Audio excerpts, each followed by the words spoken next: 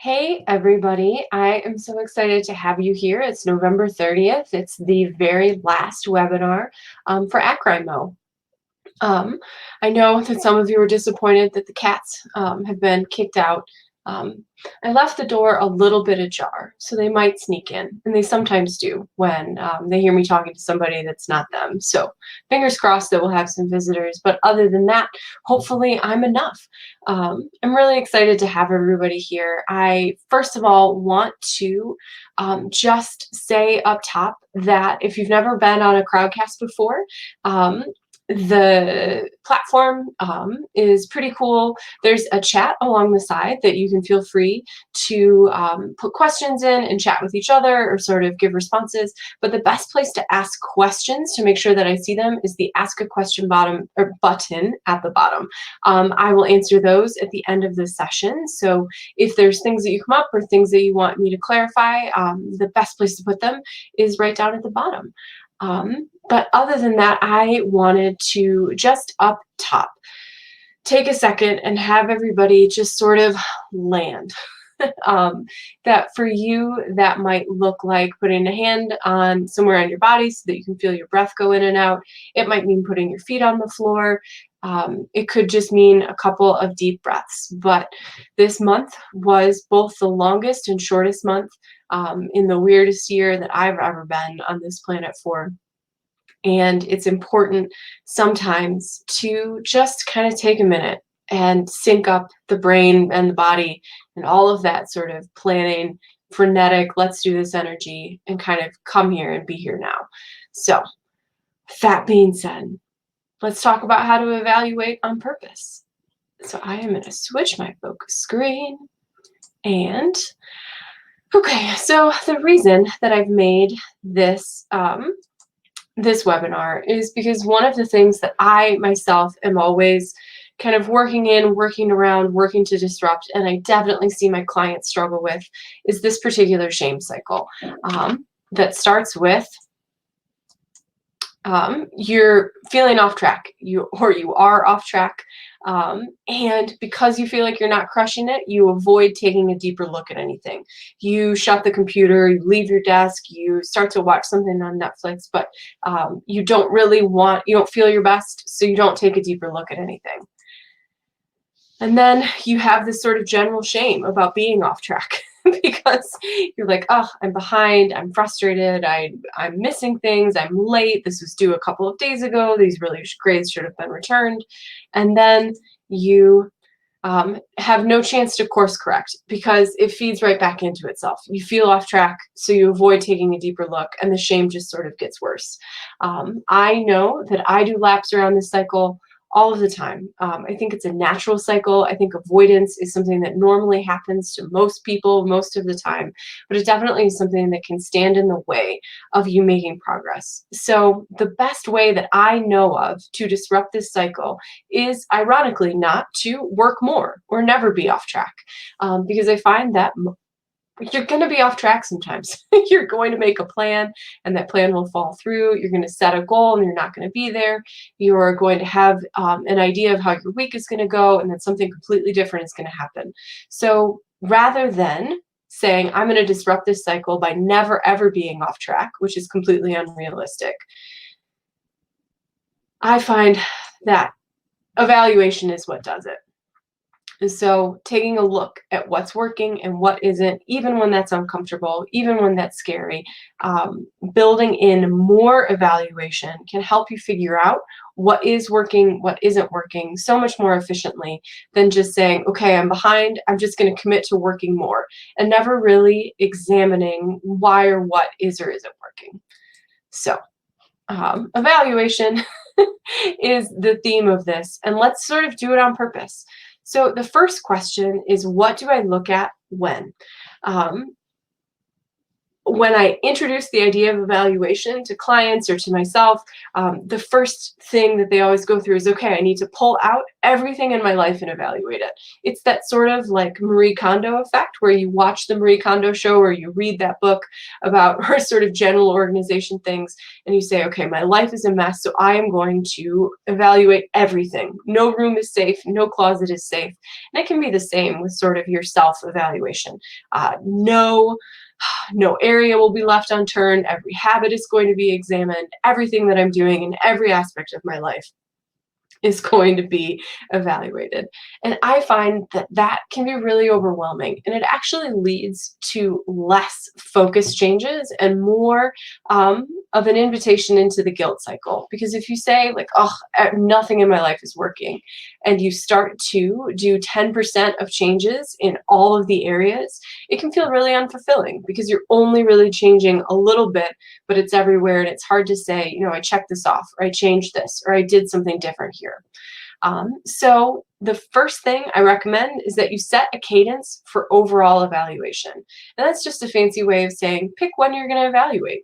And by evaluate, I don't mean like pull out your evaluation workbooks and take a deep look and really journal and get into it. It's just a chance to pause and say what's working and what isn't, and what do I want to do next.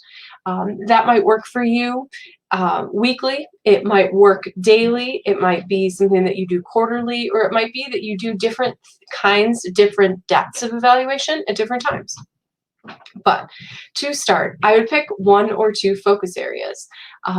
Maybe you pick a work area and a life area. You want to work on moving your body more and focusing more efficiently when you're at your desk. Rather than trying to change everything all at once, you pick 2 and you build from that.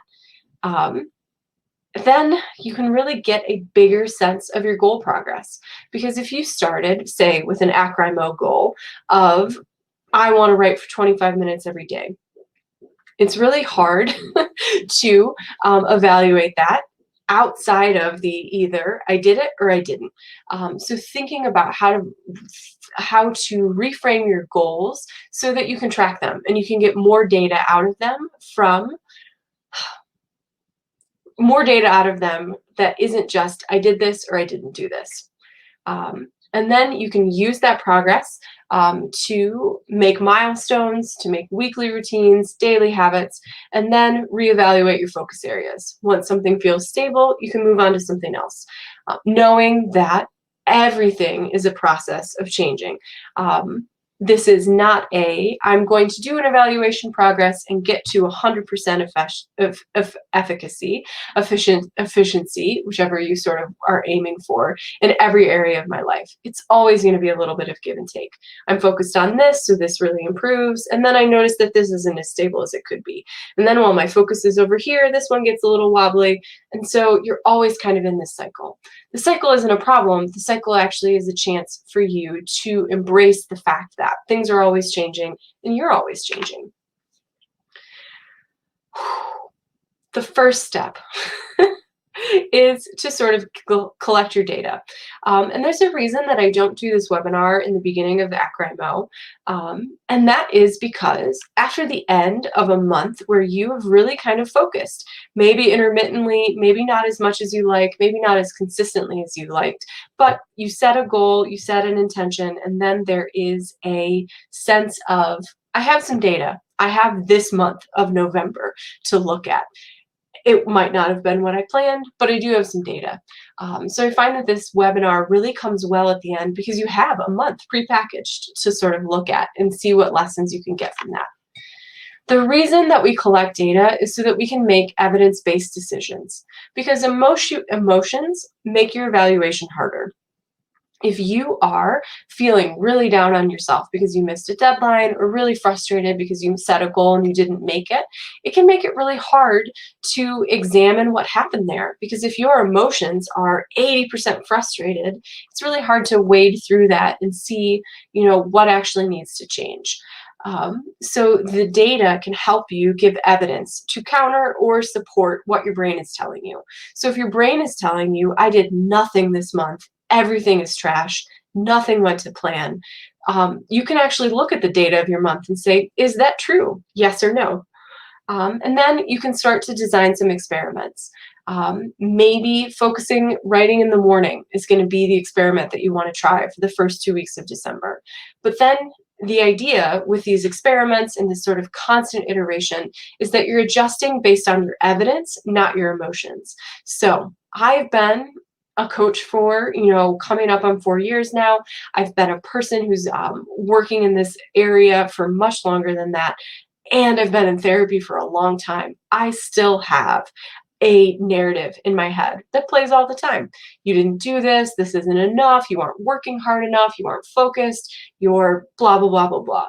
The only way that I've been able to sort of grow and change and move forward is to have a variety of data in another column that I can say when my brain kicks in and says, you didn't do anything this month. I can say, okay, let's go to the evidence book, brain. What actually is on my done list, what tasks were completed, and what can I learn from that? Because if I let the story make the decision all the time, I'm going to be working from a place of shame rather than a place of growth. And it's not that shame isn't effective, it just isn't the fuel you want. Usually, if you're aiming for this to be a long-term sustainable project. So, for an example, you might have a feeling that you have horrible time management. Everyone in the world is using their time better than you are. The difference between that and an evidence-driven hypothesis is the difference between saying, I suck at time management, and the way that I'm allocating my time during the day doesn't match my objectives. The way that I am spending my time doesn't match my goals. The way that I am going about my day doesn't meet up with the schedule that I'm setting for myself. The first one, I can't really test. I don't have enough access into everybody's day around the world to know if they're truly better than I am. And I don't really have a lot of internal evidence to say, okay, like this is me at my best and this is me at my worst, because it's all clouded in this sort of emotional sense. I can go back and track, this was my schedule, this is what I did do during the day, how are they matching or not matching? So it's about reframing it so that you can collect data as opposed to staying in a place where you're tied to the emotions of it. It's not that they're necessarily different things, it's just a different way of reframing. So if you're curious about your time management, you can design an experiment. You can, in fact, track your time. You can have the paper form that's actually in, I have a time log right in the resources folder and that big green button in the bottom. You can use something like Toggle, which will automatically track your time. There's all sorts of software ways to do this. You could use Google Calendar to say, this was my day and this is what I actually did. But you can collect data about where your time is going during the day. Or you could compare your to-do list. Yes, Forest app is a great one for that. There's all sorts of ways to sort of track your time. I'm happy to chat. I'm big on exchanging tools. So if you have questions, feel free to ask at the bottom. But you could compare your to-do list and your done list at the end of the day. So in the beginning of the day, I do set out and I arrange all my tasks. These are the most important ones. These are the ones that it would be great to get to. And these are the ones that I'm going to give myself permission right at the top of the day to not do them. And then as part of my shutdown routine at the end of the day, I go over and I say, okay, what things did I actually do today? So if you're sitting at your desk and you make your plan at 9 o'clock, and then at 10 o'clock, you have a Zoom outage that knocks you out for the rest of the day, or you have a sick kid that needs to go to the doctor, or any variety of the surprises that can happen to you happens, then your done list might actually say, okay, I didn't do all 7 things that I set on my to-do list, but I did go to the doctor, fill a prescription, arrange with caretaking people. I did make a plan. I did send all of these emails. I did pivot to do my reading. It's about giving yourself credit for what you are doing, even if it's not matching what necessarily you thought you might do at the beginning of the day. So one experiment might be to compare those over time. So at the end of your 2-week experiment, you take all of your data and you say, okay, what's working, what isn't? Is my time matching with the goals that I said that I wanted to work on these two weeks of the sprint? What is actually happening, and what can I tweak, what can I work with, instead of meeting a deadline and then saying, okay, how did that go? Let's work on this kind of high level. How did it feel? Data is always useful. So you might be able to see some trends. I know that when I personally start my day with writing, I struggle and I get less done. My brain, bless it forever, it's keeping me safe here and healthy. It does not want to write before noon. It just never has, never will. So I know that when I start my day with writing, I struggle. I get frustrated, I log off, I get onto Twitter. I always tend to wander on the days that I start with writing. I know for me in the morning, I'm way more efficient with my email. It can take me, 20 minutes to deal with my inbox in the morning. In the afternoon, I am, really spreading that out, and it's taking more like an hour. Or I could say that my biggest time chunk during the day are these B list tasks, the things that would be great to get done, but they're not burning priorities. And I'm doing those to the exclusion of the things that must get done today. These are all trends that you can start to see once you kind of look critically at your data. So then you take them to make some evidence-based decisions. Instead of having my email open all day, I'll do my email in the morning, and then I'll check back in on it in the last hour of the day. I'm going to write in my peak brain hours, late morning after coffee, instead of trying to say, I'm going to get to my desk at 6 o'clock and write because that's what people on the internet say is the best. I'm going to have some mindfulness perhaps around those B-level tasks. Why am I doing the things that aren't necessarily the biggest priorities? Is it because I'm afraid of the A's? Is it because they're easier? Are they more concrete? And then you say, okay, I'm going to try one or two of these new strategies for the next 2 weeks. I'm going to keep my data. I'm going to evaluate this hypothesis, and I'm going to keep it moving. These reframing your experiments as evidence-based collection and decisions can make it feel so much more controllable than I'm just changing everything about my life so that I can focus better.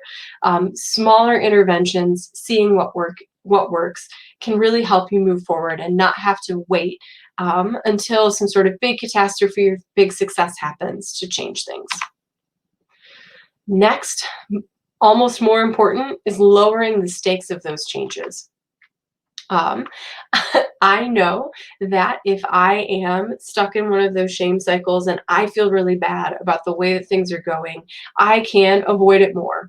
It's like I know what I need to do, and then what I need to do is this cold pool, and I'm just sitting on the side of it and saying, I don't want to do any of these changes. It's scary and I don't want to.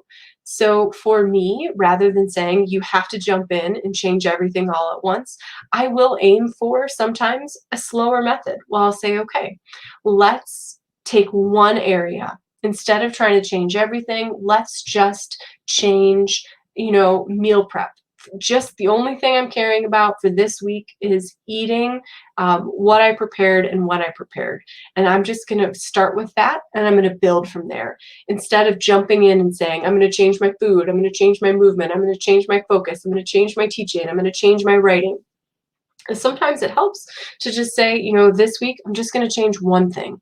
And then maybe once that feels a little better, I'll change another thing. You don't have to jump in and change it all at once. It can also be really useful to take what I call like the witness stance. Well, so the witness stance is what many mindfulness people call it. That's an idea that comes from Buddhism and several other different traditions of mindfulness. The idea that you have a brain and you stand apart from it to sort of see what's going on. I like to think about it as a scientist mindset. So if you are a scientist, you don't go in with every experiment. I mean, you probably do with the way that you want it to go, but you stand back and you observe. You say, what does the data see? You observe it first and then you evaluate it. So disconnecting the sensation from the self. So I know that when I'm at my desk and I'm feeling my most frustrated, it starts to overwhelm me sometimes. I get fidgety, I get antsy, my stomach starts to hurt, I get a headache. And then I will say, you're not being focused, you're not focusing enough, you just have to push through. And so instead, because you're unfocused, you're not doing what you need to. Instead of saying, I'm feeling frustrated, I am not a person who is unfocused, I need to take a break. So disconnecting the way that you're feeling from the person that you are. You're a PhD student, whether or not you feel frustrated or on top of the world. The way that you're feeling in any given moment has so much more to do with your environment and how things are going than it does with the core of your person. And it's so, so easy to conflate those. If only I was a better writer, I'd be a better person. I'd be a better student. And if I were a better student, I'd be a better person. I'd feel so much better about myself. I wouldn't have this shame. I wouldn't procrastinate. I wouldn't avoid things. Being able to separate those things can be really, really useful. And some of the reframes that I like to use when I'm thinking about these evaluation things can be really useful. So one is, without the data that I have, I would just be trying random strategies to fix a problem that I only understand in broad strokes. I like to think about this as, I'm a person, I'm struggling to write my dissertation, I don't know how to do it, so I'm just going to pick 3 things that I read on the internet and I'm going to try them. And if those 3 things don't work, then I must be broken because I can't figure out how to do it, and I tried these 3 things and they're not working. So it's useful to say, I need to collect this data so that I'm not just taking random advice off the internet. I'm specifying what is useful, what is practical, and what's actually going to work and support what I need to have supported. Many of the how to write a dissertation books all have great suggestions in them, but if they're not targeted to you, they're not going to be as effective. So collecting the data, learning where you are or maybe aren't getting off track can be so overwhelming, but without it, you're just throwing random strategies at the wall. The other one that I keep on a Post-it note near my desk, especially if I'm feeling kind of sensitive or vulnerable, is that I'm doing something that's uncomfortable, but I believe that I'll find what's helpful. It is really uncomfortable for me sometimes to sit down and look at where my time went. Like, I will be very open and honest and say that I watched many, like more than 20 episodes of Forged in Fire over the weekend. And I watched some of them as I was doing other work, and I watched some of them vegged out on the couch, and it wasn't a particular problem, but it doesn't feel particularly comfortable for me to get here on the internet and say in front of a bunch of strangers that I watched 25 episodes of Forged in Fire this weekend. But I know that the more I can sort of say, this is what I did, this is where my time went, I'll be able to say, okay, what's actually in that long marathon of Forged in Fire? Was it because I was actually really exhausted, I needed a break? Yes, I am also a big Grey's Anatomy watcher. We can chat about that anytime. But I know that by bringing some awareness to it, I can see what's helpful underneath it. Maybe I'm tired. Maybe I need, a sort of break because I'm completely overloaded in my data collection. Maybe I need something to occupy my brain for 25% of it, because if I don't give it something to chew on, I'm just going to sort of chew on my own self. So I'm doing this tracking, I'm doing this evaluation, not because I necessarily love looking at what I could be doing better, but because I know that there's some useful data in there. And the more that I can get comfortable with looking at myself, the more I can use that data in a constructive way. And this is the biggest thing that I find all the time, is that life is so much more like a spiral than it is like a straight line.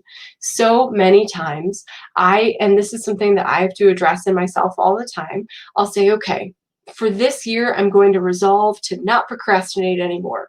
And if you're a person making New Year's resolutions already, this might be thinking that's familiar to you. And once I once I solve my procrastination problem, I'm going to solve it once, and then I'll never have to solve it again. I'm going to fix this once and for all.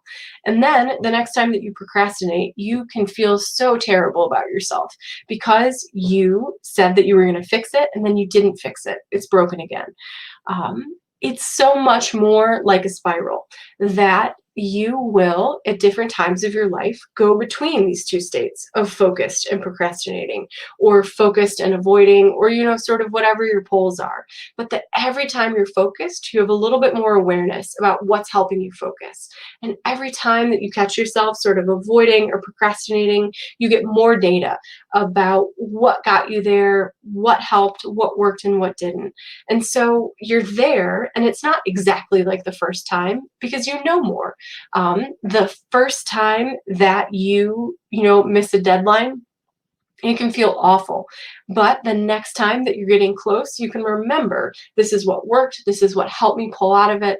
And maybe, I'm only a week late instead of a month late. Or maybe I asked for an extension 4 days ahead of time instead of 24 hours afterwards. And that might still feel uncomfortable. It never feels good to miss a deadline or need an extension, but it's not the same. You are taking everything that you learned from that first experience and figuring out how to do it a little bit different. Failed experiments aren't fails. They're just new data that helps you, figure out what's not working so that you can find something that is. And when you have to repeat the data, it's usually because the conditions changed.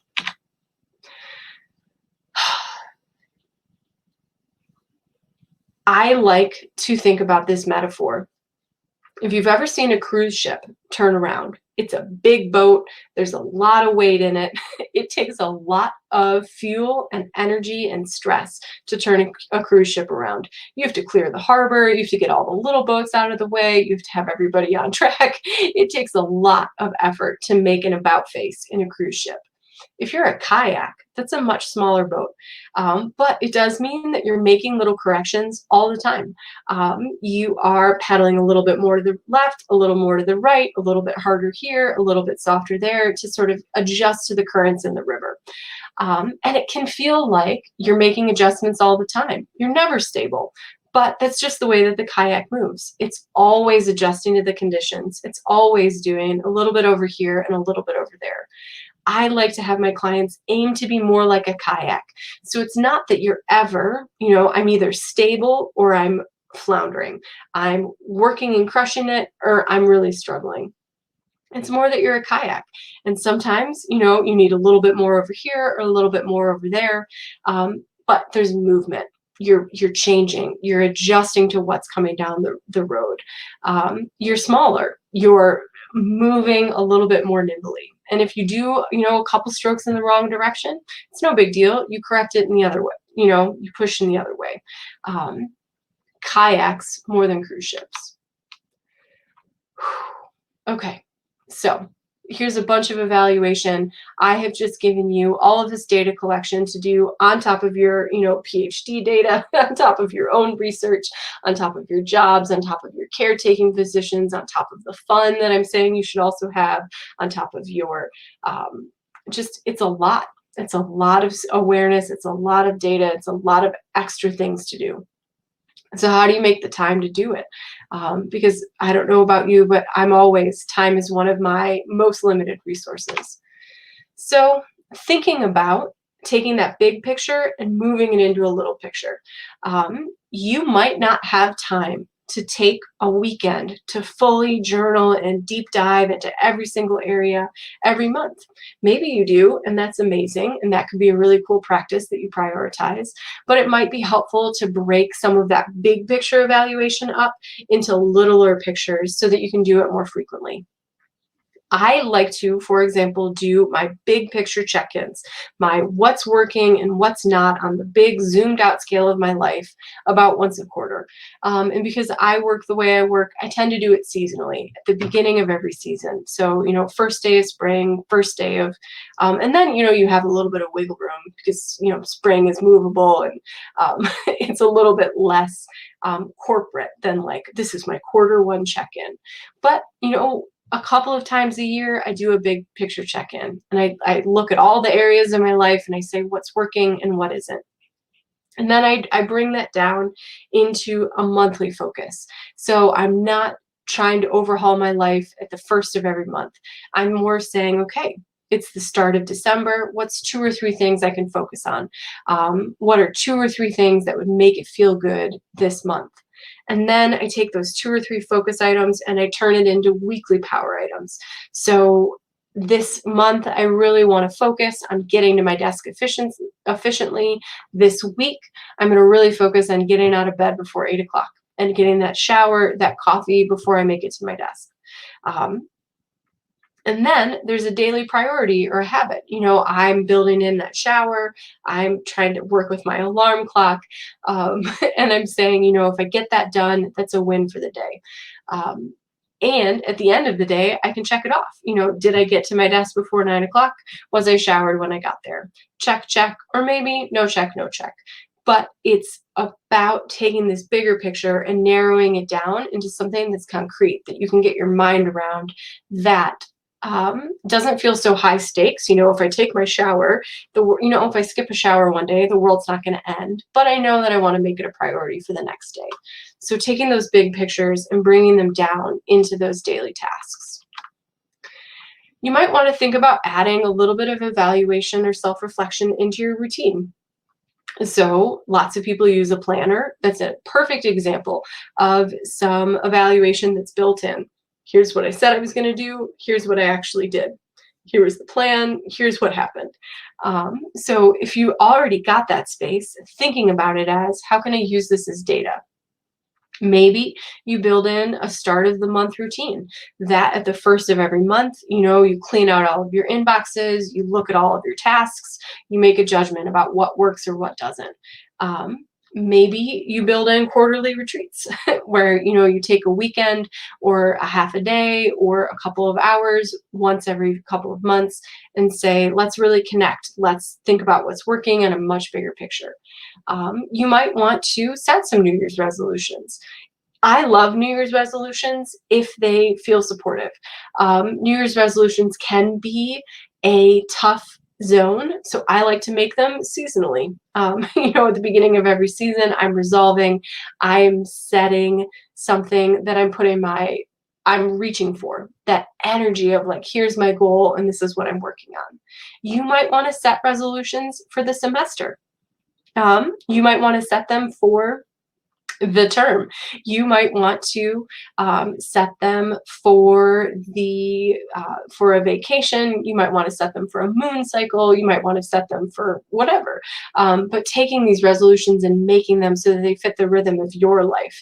Because January 1st is just a date on a calendar. It might not mean something to you, but the first date of the semester might really actually change your schedule, your priorities, the way that your time is going. So you set a resolution around that, as opposed to just this kind of arbitrary first day of the year. Okay, so those are some quick and dirty things. I wanted to make sure that this webinar was quick and useful so that you could really sort of take some good ideas, take some actionable ideas and move them forward. I do want to, just from the bottom of my heart, say that I know that this November didn't go as planned for almost everybody. There are certain countries that started the month locked down and now they're not, or you got locked down. I know that I personally had to change all of my holiday plans, that I had health things come up. I didn't, honestly. I had this moment where I was preparing for this webinar and I found my 100 Palms worksheet on my desk over there, not colored in at all.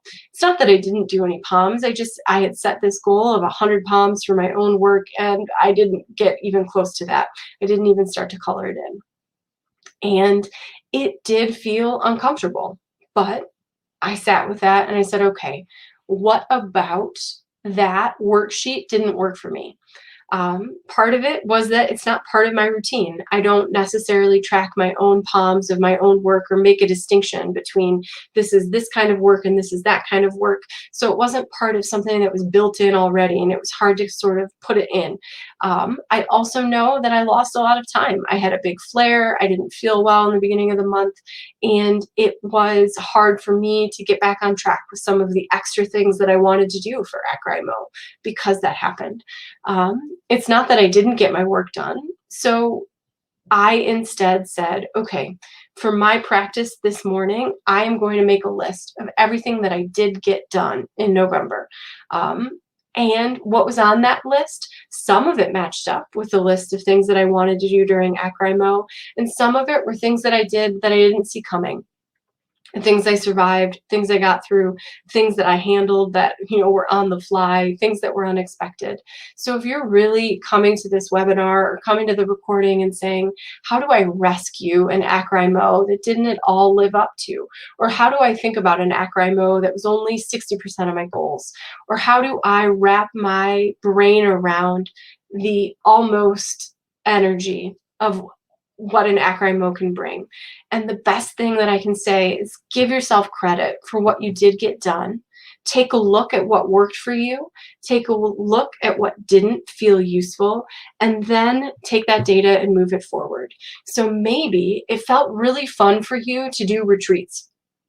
You've never done a retreat before, but it felt awesome to set specific days aside, to communicate it to people, to not schedule over things.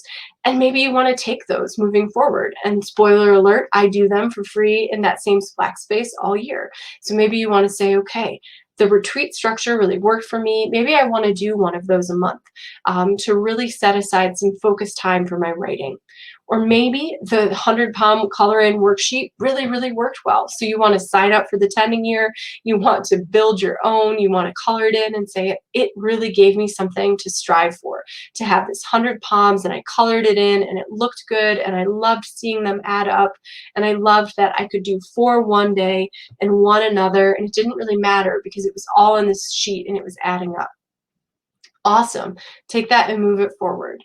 Or maybe the lesson is, I signed up for AcWriMo, I got all excited, and then by day 4, I was completely off track because the world was confusing and stressful, and I got totally sucked into the news, and I couldn't bear to look at the new, fresh, bright plans that I made, and I just didn't want to look at it, and I avoided it all month. There's data in that too. So what does it mean for you to give yourself a second chance starting on November 8th or November 15th? Or what does it mean to say, I want to set these kind of intentional goals and support them on purpose every month? Or I want to take more rest because I was so tired by the first half of the semester that I couldn't even imagine doing extra work. So maybe what you need to do is rest on purpose. Maybe the big message in I didn't get a single word on the page for AcWriMo was my schedule is not sustainable the way that it's set in. I am trying to do all of this all at once, and I'm not leaving any time for myself. So what can I say no to? What can I rearrange? What can I put off? What can I ask for more support with so that I have a little bit more space for me? Because if I just try and force that in and around the margins, I'm never going to get to it. So if you're struggling to kind of make sense of your AcWriMo, if you have some questions, please know that I do have free sessions all of the time. So the link is right on my website, which I did redo over the weekend, but it's right there. So I'm happy to talk with you privately, confidentially, for free about what worked and what didn't and what lessons you can take moving forward. I have all sorts of new sessions on my website. I encourage you to sort of explore there, ask me questions, but just know that no AcWriMo is a failure. The message that I wrote to myself on October 31st and put in a Post-it note to find in my planner on this day was, if you tried, this month worked. If you set a goal and you believed in your work enough to give it a little bit of hope, a little bit of structure, a little bit of energy, a little bit of excitement, it worked. And anything beyond that is a bonus. any work that you did moved you forward. So please know that my most generous, compassionate self wants you to know that it's okay, however it looked. Take the data, take the useful stuff, support yourself. Every little bit helps you do this a little bit stronger, a little bit more efficiently, a little bit more compassionately. So, with that, if there aren't any questions, I am going to send you forth to keep doing things on purpose. Keep writing on purpose, keep supporting yourself on purpose. And I can't wait to see what you did or what you didn't do, because all of it is going to move you forward. So happy AcWriMo, happy December, happy sustainable life and writing together, all in the same bucket. Talk to you soon and have a great day.